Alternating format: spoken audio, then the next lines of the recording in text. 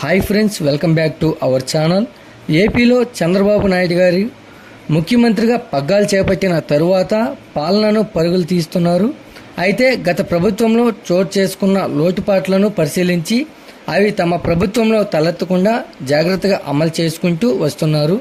అయితే కొద్ది రోజుల క్రితమే రైతులకు సూక్ష్మ సేద్య పథకాన్ని అయితే ప్రకటించిన చంద్రబాబు ప్రభుత్వం తాజాగా అన్నదాతల కోసం మరో నిర్ణయాన్ని అయితే అమలు చేయబోతుంది.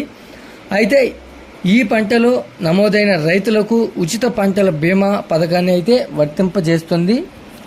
అయితే మనకు గత ప్రభుత్వ హయాంలో రైతులకు సంబంధించి తీసుకున్న నిర్ణయాలను చంద్రబాబు ప్రభుత్వం వరుసగా సమీక్షించుకుంటూ వస్తుంది.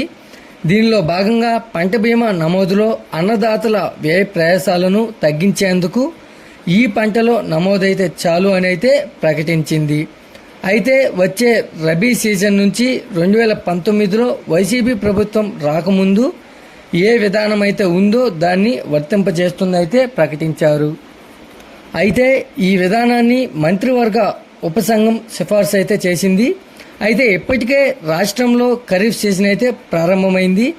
పంటల బీమా కోసం గత ప్రభుత్వం టెండర్ల ప్రక్రియను పూర్తి చేసిందని, ఇప్పుడు తిరిగి టెండర్లు పిలిస్తే ప్రక్రియ చాలా ఆలస్యం అవుతుందని వ్యవసాయ శాఖ అధికారులైతే ముఖ్యమంత్రి దృష్టికి తీసుకెళ్లగా ఆయన అన్నదాతలు నష్టపోకుండా చర్యలైతే తీసుకోవాలంటూ ముఖ్యమంత్రి నారా చంద్రబాబు నాయుడు గారు అయితే ఆదేశించారు. అయితే మనకు ప్రస్తుతం ఉన్న ఖరీఫ్ సీజన్కు పాత విధానమే అమలు చేసి వచ్చే రబీ సీజన్ నుంచి కొత్త విధానం అమలు చేయాలని వ్యవసాయ శాఖ అధికారులు అయితే నిర్ణయించారు. అయితే గత ప్రభుత్వం తీసుకొచ్చిన వైఎస్ఆర్ ఉచిత పంట బీమా విధానంలో పంట దెబ్బతిన్నప్పటికీ రైతులకు ఎటువంటి పరిహారం దక్కలేదని ప్రస్తుతం ప్రభుత్వం గుర్తించింది. అయితే పంటల బీమా అమలుపై మంత్రులు నాదెండ్ల మనోహర్, అచ్చెన్నాయుడు మరియు పయ్యావుల కేశవ్ ఆధ్వర్యంలో మంత్రివర్గ ఉపసంఘం ఏర్పాటు చేస్తున్నారు. ఈ పంటలో ఇప్పటికే నమోదైన రైతులకు ఖరీఫ్లో ఉచిత బీమా విధానాన్ని అమలు చేయాలని అయితే మంత్రివర్గ ఉపసంఘం కూడా నిర్ణయించింది. అయితే రబీ సీజన్కు మాత్రం రైతులకు తమ వాటాను చెల్లించాల్సిన ఉంటుందని పేర్కొన్నారు.